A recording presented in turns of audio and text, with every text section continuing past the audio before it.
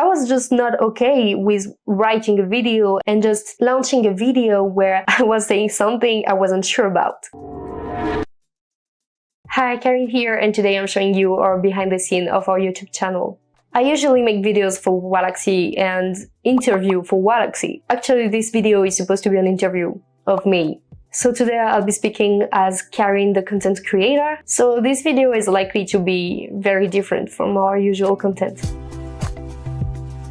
Soon after I joined the company, I found myself in charge of the videos. It was the least important of my tasks, but it was the one I preferred. So as my position evolved in the company, I had less and less time to make the videos. And one day I had to make a decision if I wanted to continue being head of support or if I wanted to be only on videos. I chose videos, and from then on, we bought everything to film. We set up a studio. I made my first mistakes, and 1.5 years later, here I am working entirely in freelance for Waalaxy and other brands from the other side of the world. At Waalaxy, we clearly started YouTube videos to answer questions we had on the chat support. Our videos were dedicated to answer questions such as how to launch a campaign, how to connect to my CRM. Actually, I would take the questions that came up the most on our chat and I would make a video of 5 minutes about it. This way, we just had to send the video to the customer. They would watch it and come back like, "Thank you, I had all my answers." And the conversation was over and we could go to the next customer. A few months later, we realized that YouTube had a global reach and that people could discover us via our video. And I think that's when we started thinking, could we make it a conversion channel? So to do this, we started to use the same principle as for SEO, and actually that's called YouTube SEO. So the aim is to target keywords that are in our domain and to position ourselves on these keywords. There are a few differences with SEO, but YouTube remains a search engine on its own. And actually it was bought by Google. So Google also shows videos from YouTube when you look for keywords on Google. So the first step is keyword research. For this, you have two ways. Actually, I use the one with SEMrush because it's the SEO team from Waalaxy who looks for keywords and tells me, hey, we made an article about it, but we think we need a video so that we can really gain some positions. So this is why I make videos right now. It's to gain positions, but also to gain positions on YouTube searches. So this is where I'm going. The second way to search for keywords, it's directly by typing these keywords on YouTube. For instance, if I write LinkedIn, I will have a lot of stuff. LinkedIn free, LinkedIn Sales Navigator, LinkedIn how to use it, LinkedIn create a profile, all this kind of stuff. So we make videos about all these subjects so that we can be the first to come up on these subjects on YouTube and on Google. Once you've got the keywords, you need to choose a catchy title. To do this, you need to check out the competition and what's already out there. The aim is for the title and the thumbnail to make people want to click on your video and check what you're talking about. This is why both should be chosen before you write your video. I think the best format is to use a question answer. The title can be the answer to the thumbnail, or the thumbnail can be the answer to the title. Frankly, on this subject, I think you need to iterate and check the click rate per impression to know if you should change the title, change the thumbnail, all that kind of stuff.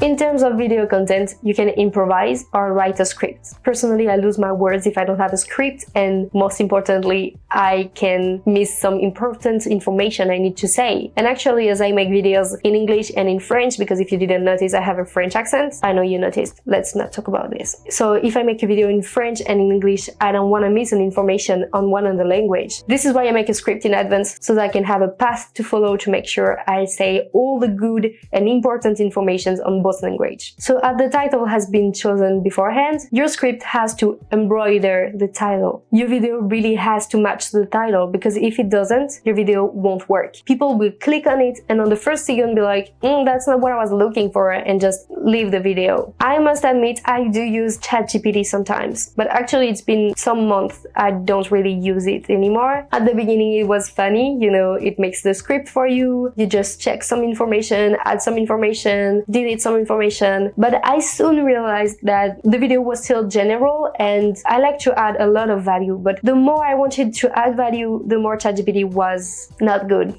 with it. ChatGPT has limited capacities, this is a fact, and I found these limited capacities kind of too much. this is why I started digging subject and looking for hours, for days, for articles and videos to really be an expert on the subject I was going to talk about in the video. Actually, I made a video about omnichannel, multi-channel and cross-channel. I think it's only in French, actually. I don't even remember if I made it in English. But in this video, I had to explain the difference between the three channels. And actually, every article I read and every video I watched, I didn't understand the difference. I was just not okay with writing a video and just launching a video where I was saying something I wasn't sure about. I think it's better to make the video once you're sure about what you're going to say and if you're sure you understand the subject. You need to be true to people, and I think you need to say something you think deep inside. Anyway, je vais pas m'attarder là-dessus. Once the script has been written, it's time to shoot the video. I used to shoot at the Waalaxy studio. In fact, I would say that the Waalaxy studio's equipment is perfect for someone who begins and who doesn't want to put a lot of effort and money in the equipment. So we used to use a webcam, but then we bought a GoPro. So why a GoPro? Well, simply because at Waalaxy we are different people using the camera, and actually there are people who know how to set up a camera, but there are people who don't know at all how to set up a camera. Plus, we are kind of clumsy, and I don't want to come in the studio and see that the camera was broken by accident. This is why I chose the GoPro. It records in 4K, it is easy to set up, and it is solid. It is resistant. We also had different microphones. The last one we use in date is a Rode Wireless Go 2. And in terms of lighting, we use ambient LEDs, a ring light, and two key light air Elgato. When we're shooting, there are quite a few hazards. First of all, I would advise you to make some pre-recordings to check the sound, the video, anything, so that you don't spend, I don't know, 2 hours on a video making it again and again, but it was supposed to be 30 minutes, but at the end of the video, you realize that you didn't record, so you need to record again, but then you realize that the microphone was off, so you need to record again. And so I hate it happened, but don't make the same mistake, please. Just pre-record 1 minute, just you talking. Put it on your computer, check if everything is okay, and if it's okay, you can relax and record without having to think about doing it again. Haha, ça a pas enregistré 5 minutes de fin. La batterie a été checkée. Par contre, l'espace de stockage a été vérifié, mais finalement, la carte SD a quand même décidé de dire que j'ai filmé trop longtemps. And check the battery, please. Check the battery.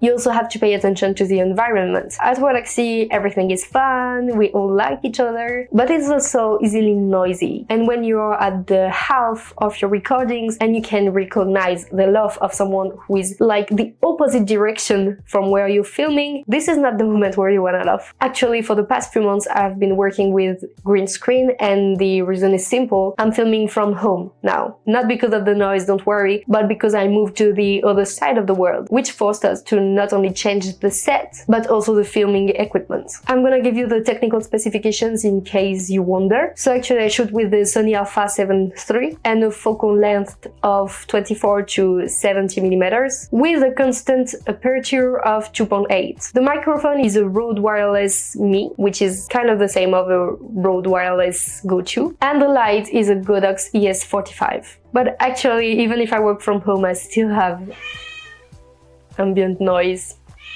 And once I've shot the video, I need to edit the video.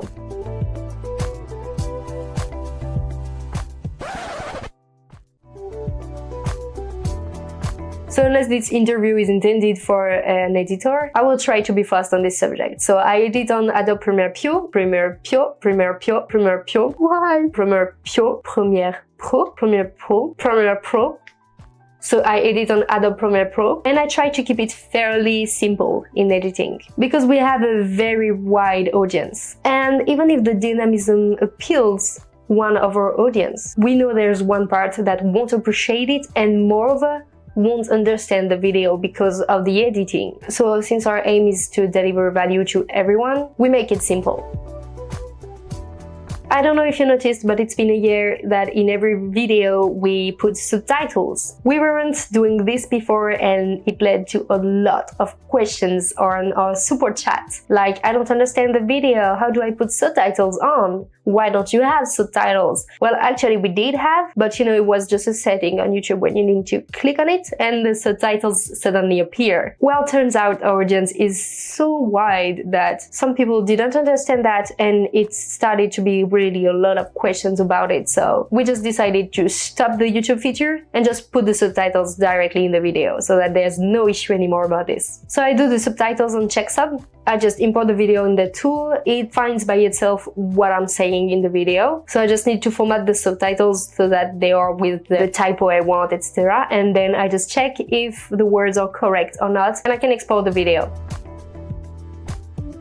For the YouTube description, I think it's important to know that the 25 first words are words YouTube and Google can check. This means that if someone looks for a keyword that is in your 25 first words of your description, YouTube and Google can show your video, even if the keywords are not on your title or on your thumbnail. So this is really important to think about the keywords you want. What I do is that I take the keywords that are important in the title and in the thumbnail, and I try to add keywords where it would be interesting that our video appear. Once that's done, I made an automation that will send a message on Slack so that everyone can know that the video is now on YouTube. But first, sorry, I use ClickUp to schedule the videos, write down the keywords where I need to make a video about it, and check where I am on the video. On ClickUp, once I mark the video as ready to be published, I've created an automation on Zapier that will send a message on Slack with the information they can take from ClickUp. Because yes, you need a publishing rhythm. If you post 3 videos on the same day and nothing for 3 weeks, YouTube won't like it. You have to be regular for them to trust you, and if they trust you, they will put your videos forward. So when you've got the hang of publishing regularly, you need to analyze and iterate. It couldn't be simpler. You check the videos who worked best and who worked less, and see how to do better with a different title, a different thumbnail, all that kind of stuff. So if I had a few tips to add, I think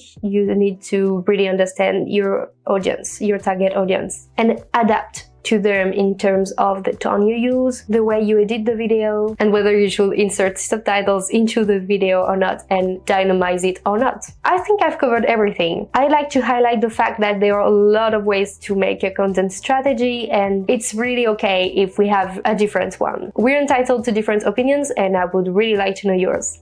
I hope you enjoyed the video. In any case, it was a really special one for me. I feel like I've revealed myself. Don't hesitate to let me know if you like the format, or if you'd prefer to keep it professional with our usual format. I would understand. Anyway, I'm available if you have any questions, and I'll see you next week for a much more usual format. This time it's over, right? Whew.